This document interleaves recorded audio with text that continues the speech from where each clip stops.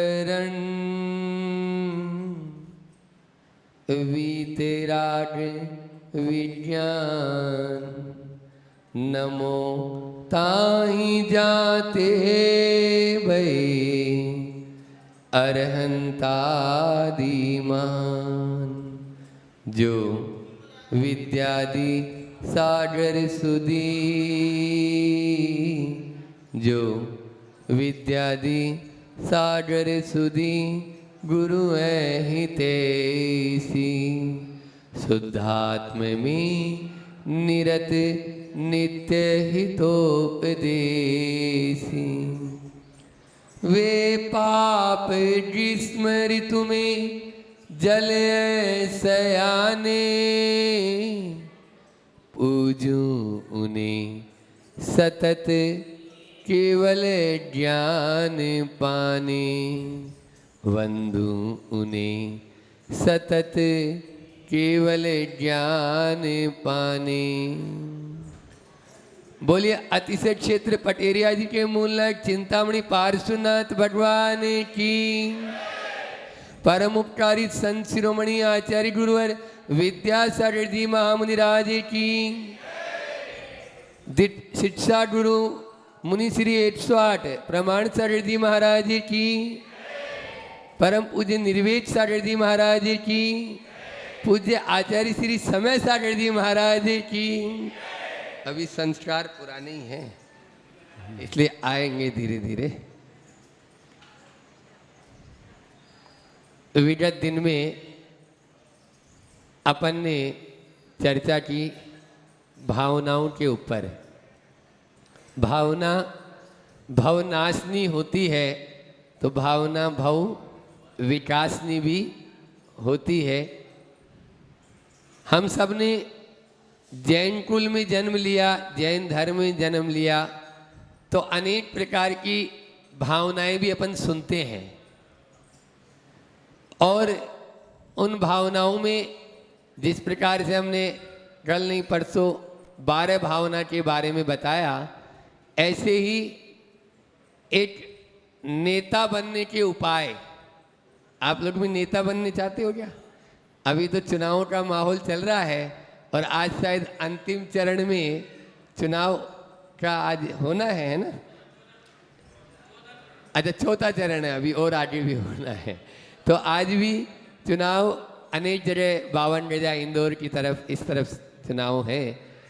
और जैसा महाराज श्री जी ने शंकर समाधान में बताया कि प्रत्येक व्यक्ति को, या आचार्य श्री जी भी कहते हैं कि ये भी एक दान है, मतदान। जैसे अनेक प्रकार के दान है ना, वैसे अपने मत का दान भी करना चाहिए। तो ऐसे ही नेता, तो इस नेता बनने की बात मैं नहीं कर रहा। यहाँ पर मोक्ष मार्ग से नेतारम भेतारम कर्म भूव्रताम जो अपन पढ़ते हैं, यदि मोक्ष मार्ग के नेता बनना चाहते हो तो वहाँ पर 16 कारण भावनाएं बताई। तीर्थंकर वही बन सकता है जो इन 16 कारण भावनाओं को भाता है। आप लोग प्रतिदिन पूजा में भी बोलते हैं कि 16 कारण भाई तीर्थंकर जे भये, हर से इंद्र अपार मेरु पर ले गए। इसी प्रकार से इसमें दर्शन विशुद्धि जो भावना है, उस दर्शन विशुद्धि भावना के माध्यम से ही तीर्थंकर प्रकृति का बंध हो सकता है। हम अपने परिणामों को निर्मल करें, ये तो हमारा सम्यक दर्शन है, और उस सम्यक दर्शन को भी निर्मल करें, ये हमारी दर्शन विशुद्धि भावना है। ऐसे 16 कारण भावनाएं होती है। उन 16 भावनाओं को हम प्रतिदिन भाएं, यह भी हमारे लिए आवश्यक बताया गया है।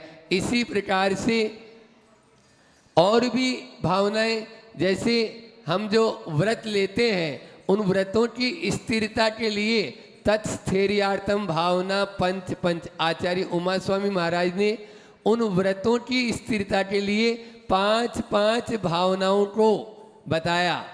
आचार्य श्री जी, जब गुरुदेव हम कभी भी प्रायश्चित के लिए गए या और अन्य भी कोई महाराज जी जाते तो उनको माला बताते इसकी, है ना।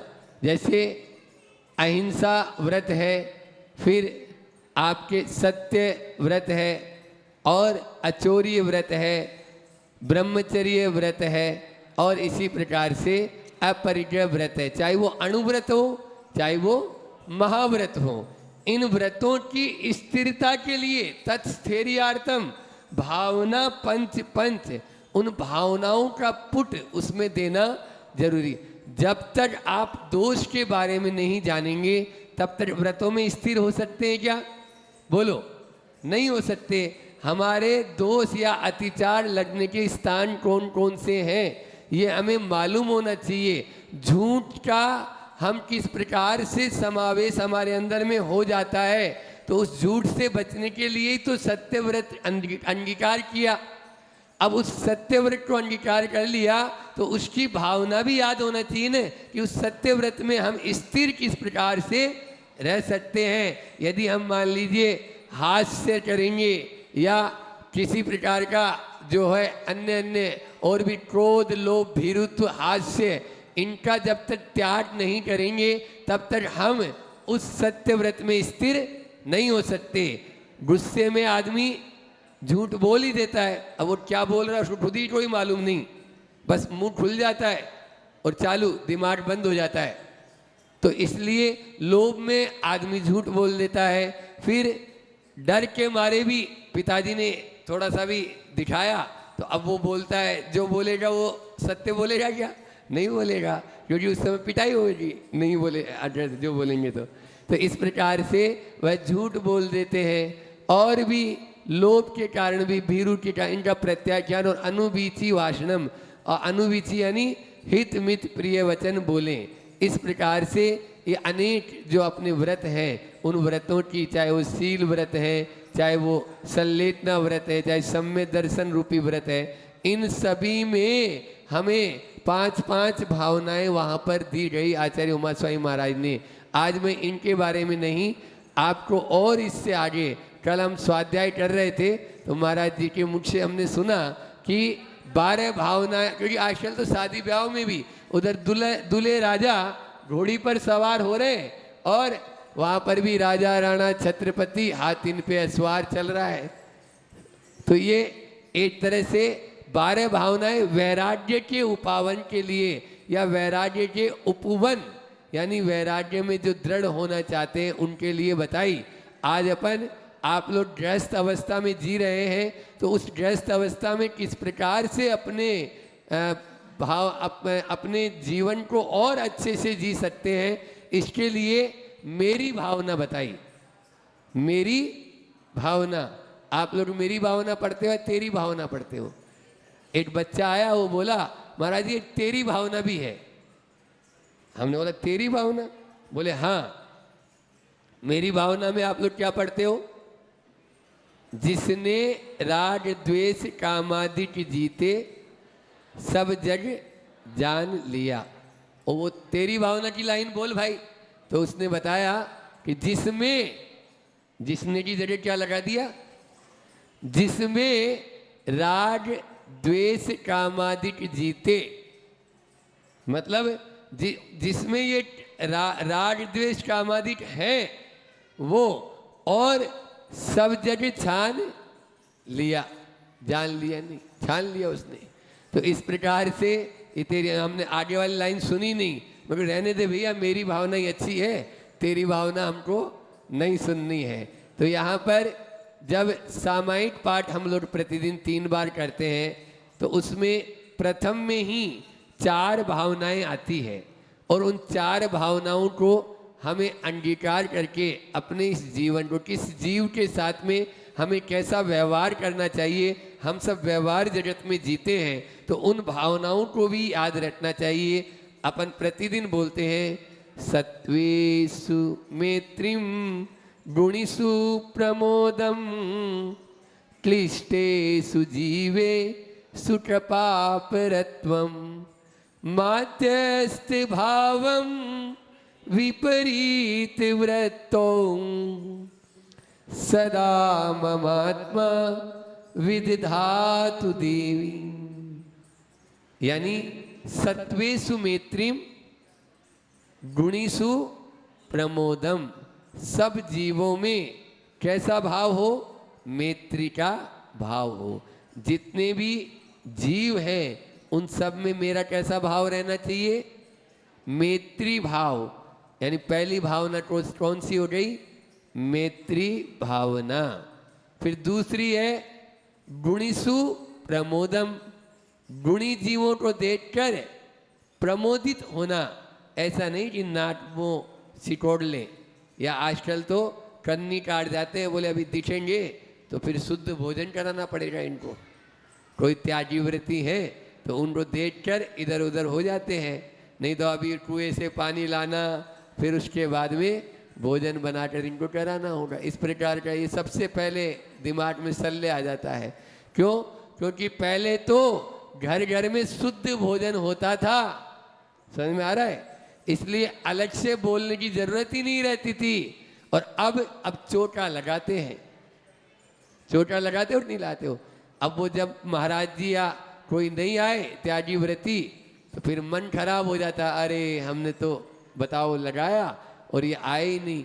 तो अभी महाराज जी ने उस दिन क्या प्रश्न पूछा था ना सुनीता दीदी ने, कि ये आपका धर्म है, व्यवस्था नहीं।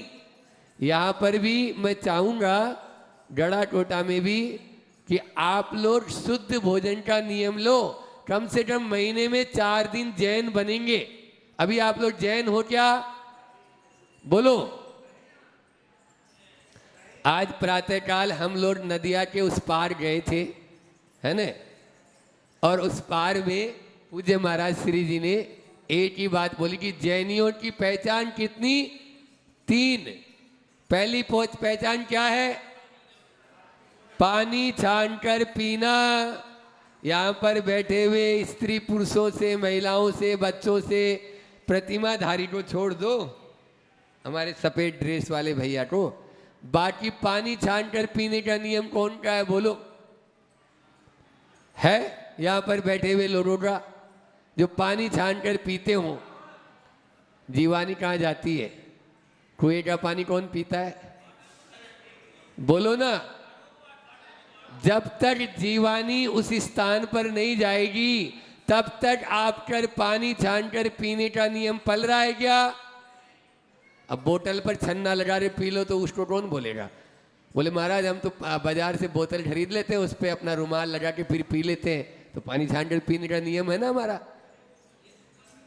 जब तक उसकी जीवानी उस कुएं में नहीं जाएगी तब तक क्या आप पानी छानकर पीने का नियम है? बोलो। कम से कम महीने में 4 दिन का नियम तो पालन करो कि हम 4 दिन के लिए जैन बनेंगे महाराज। 4 दिन हम कुएं का पानी पिएंगे, शुद्ध भोजन करेंगे, द्वारापेक्षण करेंगे। कोई नगर में कोई त्यागी व्रती होगा तो अच्छा, नहीं तो हम अपना भोजन करेंगे। चक्रवर्ती का वैभव तो आपको नजर आया, लेकिन वो चक्रवर्ती जिसकी 96,000 रानियां हैं, 9 निधियां हैं, 6 खंड का अधिपति है, लेकिन प्रतिदिन द्वारापेक्षण करता था।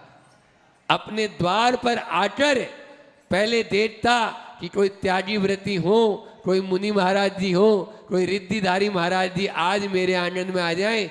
और यदि पड़गान नहीं होता था तो अपने मन को महसूसता था, कोसता था कि आज मुझे बिना त्यागी व्रती या महाव्रती के को अंजलि में आहार दे बिना दिए अपने गले से कोर नीचे उतारना पड़ेगा। क्या आपके मन में ऐसा आता है? कभी ऐसा भाव आया? नहीं महाराज, हम तो उठते ही मंदिर भी नहीं जाते और सबसे पहले अपने गले के अंदर डाल लेते। जब तक डालते नहीं तब तक मंदिर आने का ही भाव नहीं बनता। बोलो। वो पानी भी नहीं नीचे नहीं उतारता था। शायद सम्य दृष्टि इसको बोलते। आप लोग सम्य दर्शन के बहुत गुण तो गाते हो। भरत जी घर में वैरागी, हाउ आप कैसे हैं वैरागी? जो वैरागी को देखकर मुंह ठोर मोड़ ले, त्यागी व्रती को देखकर मुंह ठोर। गुणिसु प्रमोदम कहा यहाँ पर? बोलो। यहाँ प्रमुदित भाव होना कहा है। और वहां पर आजकल पाठशालाओं में भी ये सिखाया जा रहा है कि इस जमाने में सच्चे मुनि महाराज जी नहीं होते, और वे भी अपना यूं मुंह मोड़ लेंगे। महाराज जी जो देखकर बोले उनको नमोस्तु करेंगे तो नरक जाएंगे, ऐसा भी पढ़ा दिया जाता है। बुरा नहीं मान लेना, लेकिन मैं उनसे कहना चाहता हूं कि यहां पर गुणीसु प्रमोदम का मतलब क्या है। प्रमुदित भाव होना चाहिए, आपके रोम रोम पुलकित हो जाए। कोई भी त्यागी व्रती दिखे, कोई महाराज दिखे, कोई माता जी दिखे, कोई चुल्लक महाराज जी दिखे, कोई ब्रह्मचारी जी दिखे, आपके मन में उल्लास का भाव होना चाहिए। प्रमुदित भाव उसको बोलते हैं। होता है कैसा नहीं होता है? होता है, और होना भी चाहिए। तब तो आप ये भावना प्रमोद भावना है। ये दूसरी भावना कौन सी है? प्रमोद भावना। और क्लिष्टेषु जीवेषु कृपापरत्वम, यानी जो दुखी जीव हैं उनमें कृपा का भाव, करुणा का भाव, ये तीसरी भावना है, करुणा भावना। कोरोना वालों, कोरोना फिर से हो जाएगा यदि करुणा भावना का लोप हो जाएगा तो। आप जब जब करुणा भावना से दूर चले जाएंगे तब तक आपके बीच में कोई फिर से नया नया इस प्रकार का आ जाएगा। इसलिए करुणा होना जरूरी है। जीव मात्र के प्रति हमारा जो भी दुखी जीव हैं उन दुखी जीवों को देखकर हमारे मन में करुणा आनी चाहिए, आंख में पानी आना चाहिए। लेकिन आजकल असली आंख में तो पानी आता नहीं, नकली आंख में जरूर आ सकता है थोड़ा बहुत। क्यों? क्योंकि आप लोग वैसे ही संवेदन, कल आया ना कि महाराज जी पशुओं में तो संवेदनशीलता आज भी देखने को मिलती है, लेकिन मनुष्यों में संवेदनशीलता कम होती जा रही है। आज तो अपने जन्म देने वाले माता पिता भी यदि कराह रहे हैं, बिस्तर पर पड़े हैं और कुछ कह रहे हैं, उसकी सुनी अनसुनी करके मारा अभी तो मुझे मैच खेलना है, अभी तो मुझे मैच देखने जाना है, इस प्रकार के या टेलीविज़न देखने में मशगूल है। मेरा आप सभी से कहना है कि यह करुणा फिर से हमारी जागृत हो। इसलिए इस भावनाओं को प्रतिदिन हमारे भीतर में ये आना चाहिए। जीव मात्र के प्रति जो दुखी जीव है, चाहे वो छोटा सा छोटा जीव भी है, एकेंद्रीय जीव भी क्यों ना हो, उसको भी हमारे द्वारा कष्ट नहीं पहुंचना चाहिए। और अंतिम है माध्यस्थ भावम विपरीत व्रतो, जो हमारे से विपरीत चलने वाले हैं उनमें मध्यस्थता भाव होना चाहिए। उनके प्रति भी हम गांठ नहीं बांधे, उनके प्रति भी बुरा न सोचें। जो हमारा कोई बुरा कर रहा है, कोई बात नहीं, तुमसे मेरे कर्म कटे, मुझसे तुम्हें क्या मिला। ये आचार्य श्री जी का हाइकू है। यही भावना आप अपने रसोई घर में, आप अपने जो डाइनिंग टेबल है उस पर, या आप अपने बेडरूम में ये लाइन लिखवा लो आचार्य श्री जी की कि तुमसे मेरे कर्म कटे, मुझसे तुम्हें क्या मिला। कोई भी अपन को कुछ कह रहा है, पति है, यदि मान लीजिए पत्नी को डांट रहे हैं, कोई बात नहीं, वो यही सोचे तुमसे मेरे कर्म कटे, मुझसे तुम्हें क्या मिला। लेकिन तब जब वो जवाब नहीं दे, नहीं तो कल महाराज जी ने प्रवचन में कहा था ना कि अभी तक तो मैं सहन करती रही, ऑफिस से आते ही वो कुछ बोल देते थे और अब मेरे से सहन नहीं होता, मैं भी बोल देती हूँ। तब दोनों अशांत हो गए। पहले से कम शांति तो हो जाती थी। ध्यान रखना, दीवार से सिर भिड़ाओगे तो क्या होगा, बोलो ना, सिर फूटेगा। लेकिन आजकल सब पढ़ी लिखी हो गई, हम किसी से कम नहीं। पहले क्या चलता था, बॉस इज ऑलवेज राइट, लिख लो, एक माला फेरो, बॉस इज ऑलवेज राइट। यानी घर में जो बड़े हैं, जो पुरुष वर्ग है, वो हमेशा सही है। वो गलत भी बोल रहे हैं तो सही है। हाँ में हाउ कहना सीखो, लेकिन हाउ कोई बोलता ही नहीं आजकल। तो ऐसा क्यों, वैसा क्यों। छोटा सा बच्चा होगा, पैदा होने वाला भी है, वो हो रहा है और हुआ है अभी, वो भी बिल्कुल तुरंत जवाब देना शुरू। पहले माता पिता के सामने तक नहीं आते थे। समझ में आ रहा है? ये भी एक आज्ञा सम्यक तो है, उनकी आज्ञा में रहना, उनके साथ में रहना। और फिर जो अपने से विपरीत है उसके प्रति भी यहाँ पर माध्यस्थ भावना, हम मध्यस्थ रहेंगे, उसके प्रति भी गलत भावना नहीं बहाएंगे। तो 4 भावना कौन कौन सी बताई आज हमने? पहली भावना कौन सी है? बोलो। मैत्री भावना। दूसरी प्रमोद भावना। तीसरी करुणा, कारुण्य भावना। और चौथी माध्यस्थ भावना। आप लोग मेरी भावना में भी पढ़ते हैं, मैत्री भाव जगत में मेरा, सब जीवों से नित्य रहे, दीन दुखी जीवों पर मेरे, उर से करुणा स्रोत बहे, दुर्जन क्रूर कुमार गिरतों पर क्षोभ नहीं मुझको आवे, साम्य भाव रखूं मैं उन पर, ऐसी परिणति हो जाए।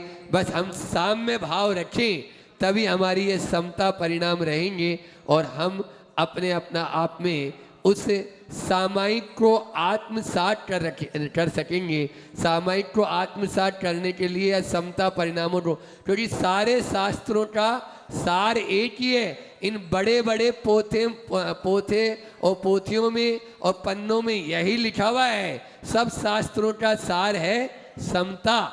बस समता हमारे भीतर आए, ऐसी ही परम पुनीत भावना के साथ मैं अपनी वाणी को विराम देते हुए आप सबकी ओर से और मैं अपनी ओर से दोनों हाथ जोड़ लें पूज्य महाराज श्री जी के श्री चरणों में नमोस्तु निवेदित करते हुए कि महाराज श्री आप अपनी मंगलमयी देशना से हम सबको कृतार्थ करें। पूज्य महाराज श्री जी के श्री चरणों में बारंबार नमोस्तु नमोस्तु नमोस्तु। ओम नमः सिद्धेभ्यः, ओम नमः सिद्धेभ्यः, ओम नमः सिद्धेभ्यः। ओम को नमन, ओंकार को नमन, बोलो ओम को नमन। अरिहंत को नमन, सिद्ध प्रभु को नमन,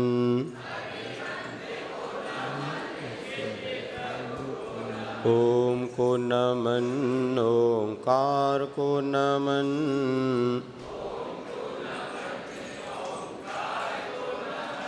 आचार्य को नमन, उपाध्याय को नमन,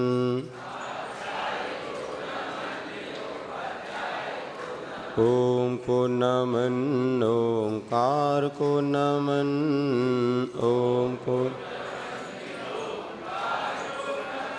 सर्व साधु को नमन, जिन धर्म को नमन,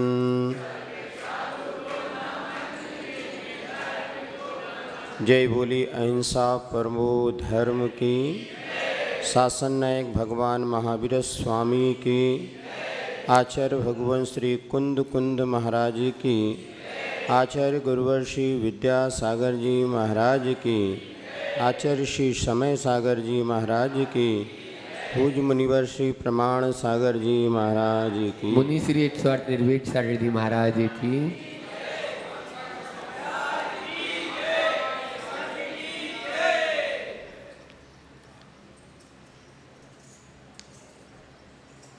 गढ़ाकोटा में ट्रेन रुक गई। भले यहाँ पे रेलवे स्टेशन नहीं है, आपका सौभाग्य है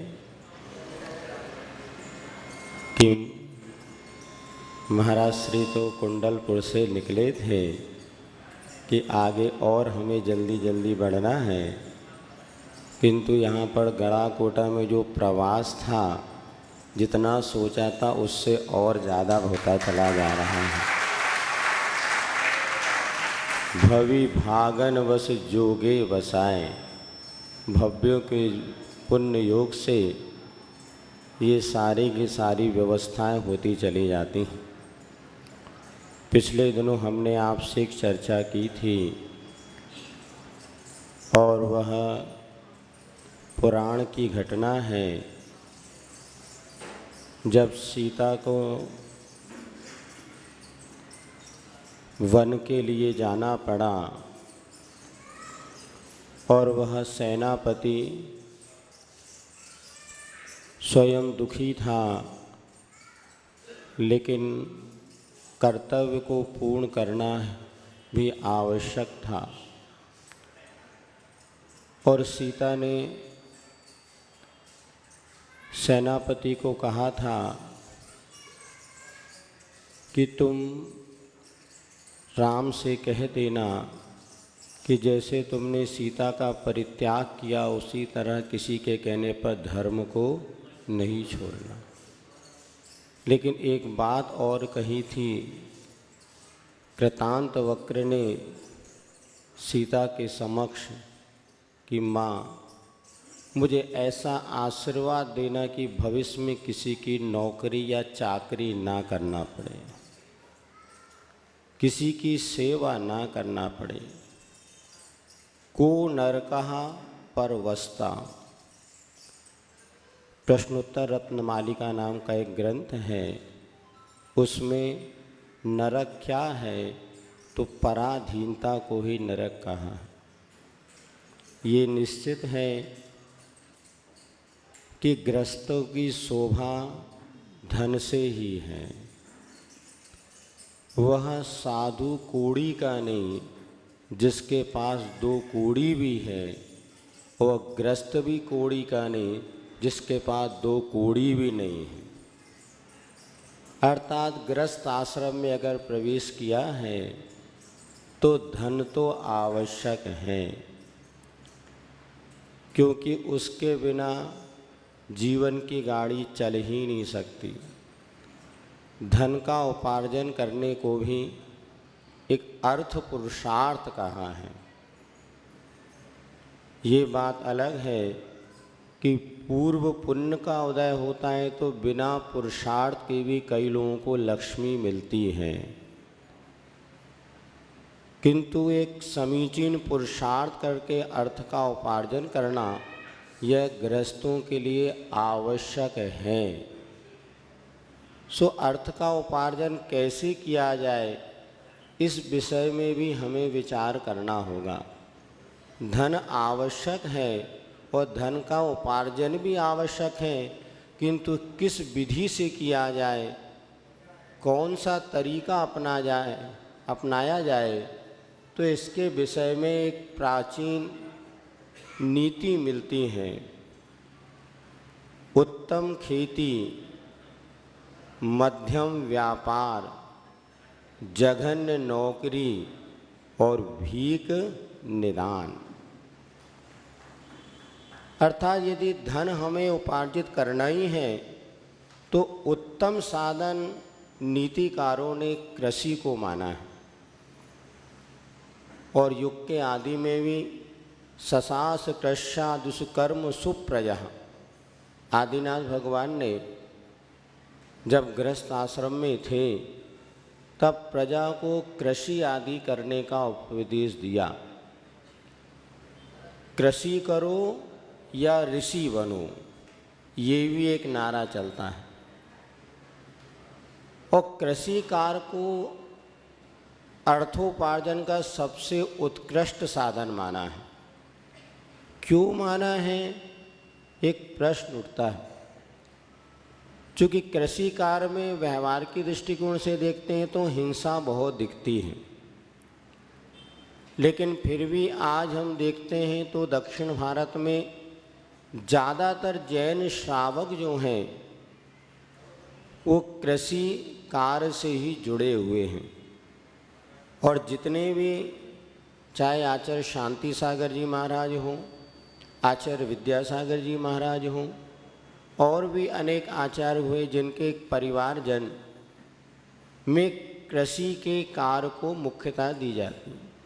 और इधर भी बुंदेलखंड में आप देखेंगे आज भी बहुत से परिवार ऐसे हैं जिनके पास कई एकड़ों की खेती है और खेती करके वो अपने अर्थोपार्जन करते थे, परिवार का पालन पोषण करते थे। इसका कारण ये है कि खेती में हिंसा तो है, किंतु वह हिंसा के पीछे का उद्देश्य पवित्र है। दो प्रकार की हिंसा आगम में कही है, एक द्रव्य हिंसा और दूसरी भाव हिंसा। सुन रहे हैं आप लोग? दो प्रकार की हिंसा कौन सी? किसी प्राणी का वियोग हो जाना, मरण हो जाना, उसे कष्ट पहुंचना, ये तो हो गई द्रव्य हिंसा। और मन में मारने का भाव होना या राग द्वेष के परिणाम होना, इसे कहते हैं भाव हिंसा। द्रव्य हिंसा उतनी महत्वपूर्ण नहीं है जितनी कि भाव हिंसा। एक कथा श्रावकाचार में आती है। एक गुफा में मुनिराज बैठे हुए थे, वो ध्यान कर रहे थे। उसी समय वहाँ पर एक सूकर आया और सूकर के मन में विचार आया, ये तो घना जंगल है, ये गुफा में तो शेर रहता था, कहीं ऐसा ना हो कि वो शेर आकर के महाराज का अहित कर दे, इसलिए मैं गुफा के द्वार पर बैठता हूँ। और मुनिराज की रक्षा का भाव लेकर के वो सूकर जो था गुफा के बाहर बैठ गया। कुछ समय व्यतीत हुआ, वहाँ पर वो सिंह आया जो उस गुफा में रहता था, और वो भी बहुत भूखा था, उसको भोजन मिला नहीं था। और जैसे उसे वहाँ पर किसी मनुष्य की गंध आई या वहाँ पर अनुभास हुआ, और वो उस गुफा के भीतर प्रवेश करने का उसने मन बना लिया।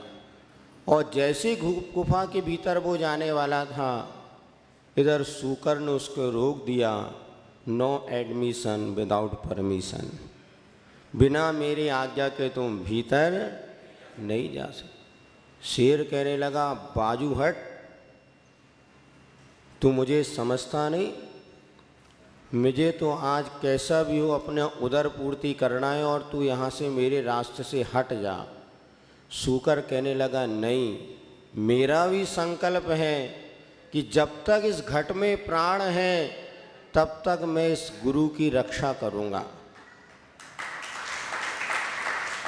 सिंह बार बार ललकारता रहा, सूकर भी डटा रहा।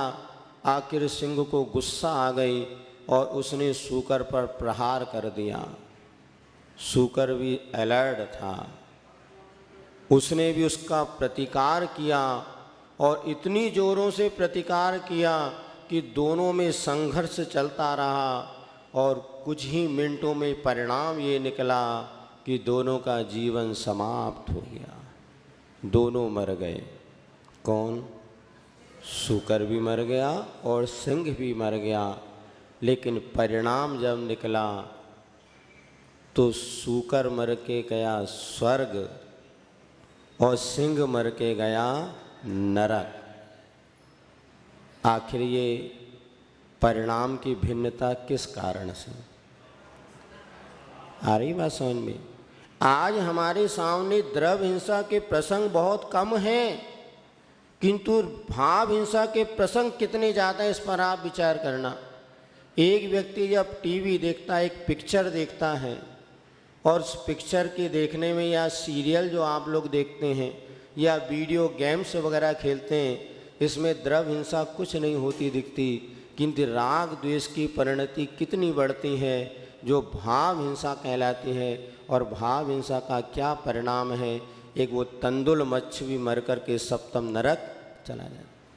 इधर द्रव्य हिंसा हो गई, इसको दोनों मर गए, किंतु परिणामों में बहुत अंतर था।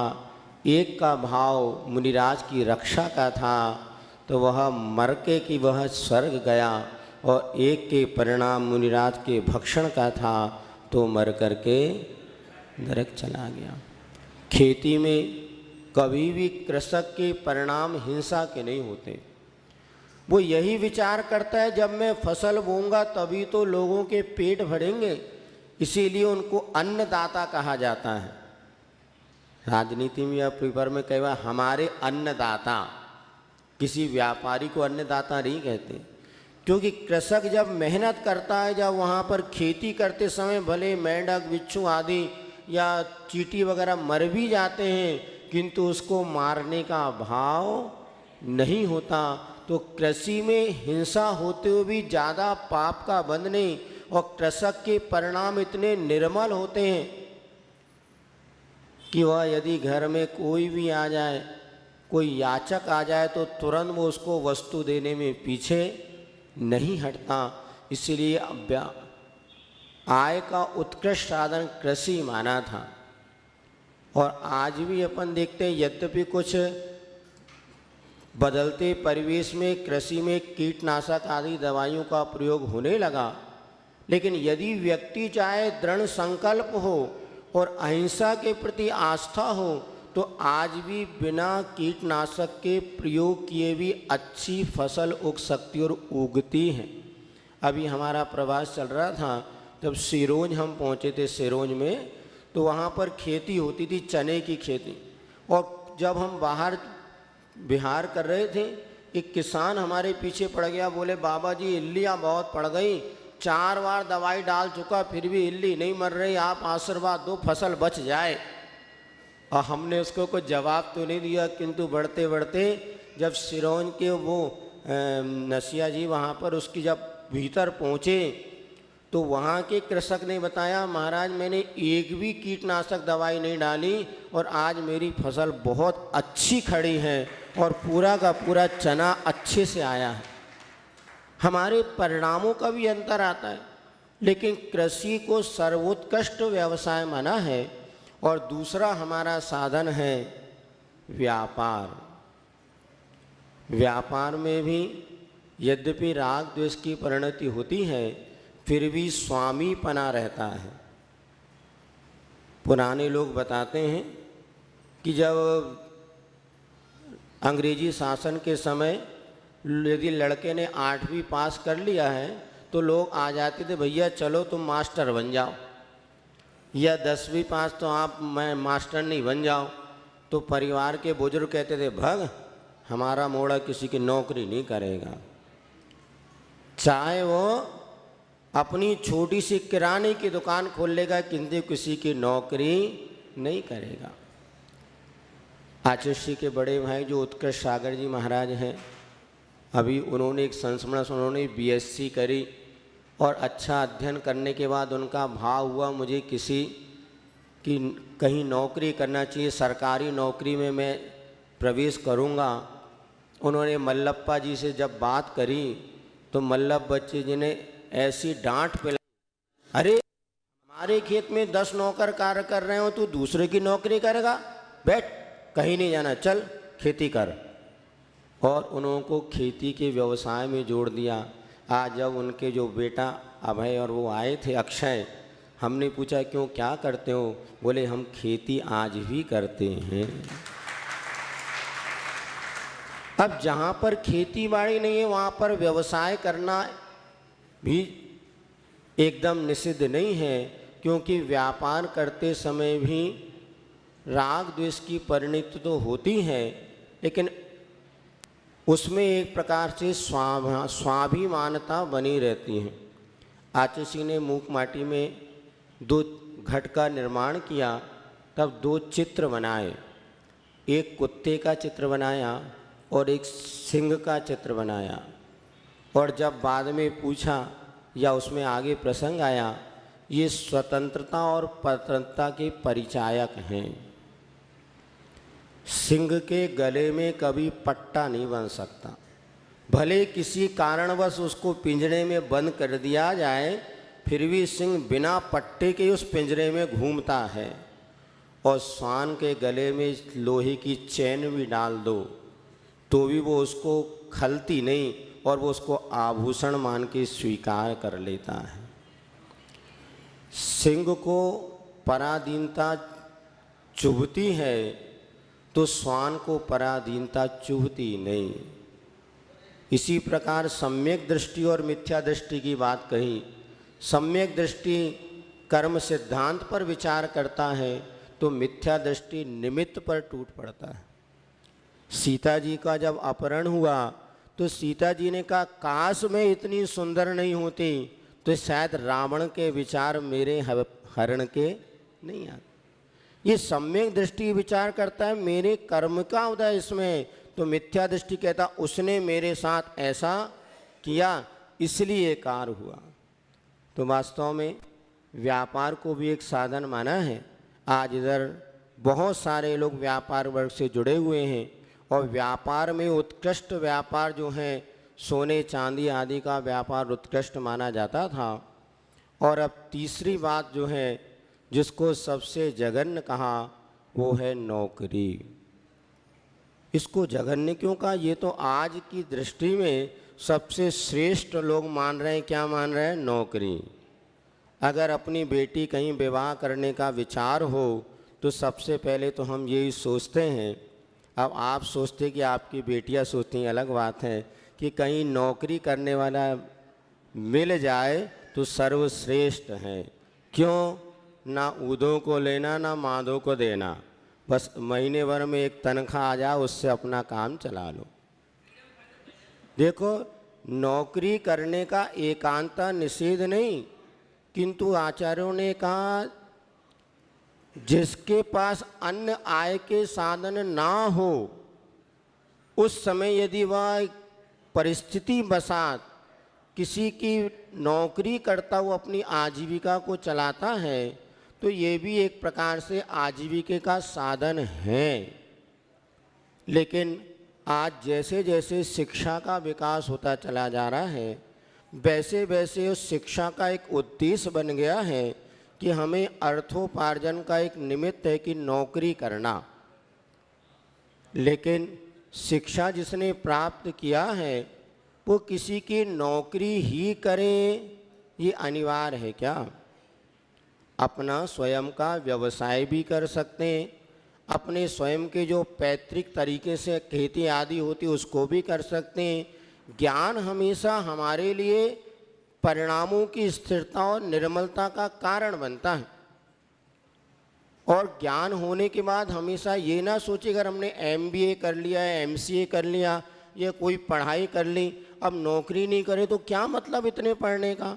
और सबसे बड़ी समस्या तो जब आती है यदि किसी बेटे ने MBA की पढ़ाई कर ली और यदि वो अपने नगर में आके व्यापार करने लग जाता है तो आप लोग ही उसको ताना देने लगते हैं, अरे इतनी पढ़ाई लिखी करी, इंजीनियरिंग किया, CA किया, ये पढ़ा, और यदि गांव में आके रहना था इतनी पढ़ाई क्यों की।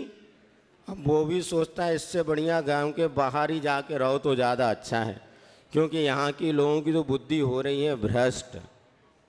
वो ये नहीं समझ रहे कि ज्ञान होने के बाद उस व्यापार को और कितना अच्छा उन्नत किया जा सकता है। जब यहाँ पर अभी जो गौतम अडानी जो आज भारत के अमीरों में जिनका पहला नंबर है, गौतम अडानी ना, जब उनका इंटरव्यू लिया गया उनसे पूछा गया कि आप कहाँ तक पढ़े हैं तो उन्होंने कहा धीरे से मैं 10वीं पास हूँ। अरे बोले और 10वीं पास और आपने अपना ऐसा व्यापार जमाया तो हमारे देश के युवा छोड़ देंगे, अच्छा है हमको क्या पढ़ना, हम भी 10वीं बस पढ़ना, ज़्यादा पढ़ने नहीं है। क्योंकि जब 10वीं पढ़ा व्यक्ति देश का नंबर 1 का अमीर बन सकता है तो हमें इतनी मेहनत करने की क्या ज़रूरत। तो धीरे से उसने मुस्कुरा के कहा कि यदि मैं 10वीं पढ़ करके जब देश का नंबर 1 अमीर बन सकता हूँ, यदि मेरे जैसे यदि मैं और आगे पढ़ा होता तो शायद मैं विश्व में नंबर 1 हो सकता था। मेरा युवकों से कहना है, युवतियों से कहना है, आप शिक्षा प्राप्त ना करो ऐसा मैं नहीं कहता, लेकिन यदि आप शिक्षा प्राप्त करके अपने व्यापार को लगते हैं तो कई गुना लाभ उससे प्राप्त कर सकते हैं। इसलिए मात्र हमारी शिक्षा प्राप्त करने का उद्देश्य किसी कंपनी की नौकरी करना या किसी की नौकरी करना ही उद्देश्य नहीं हुआ करता।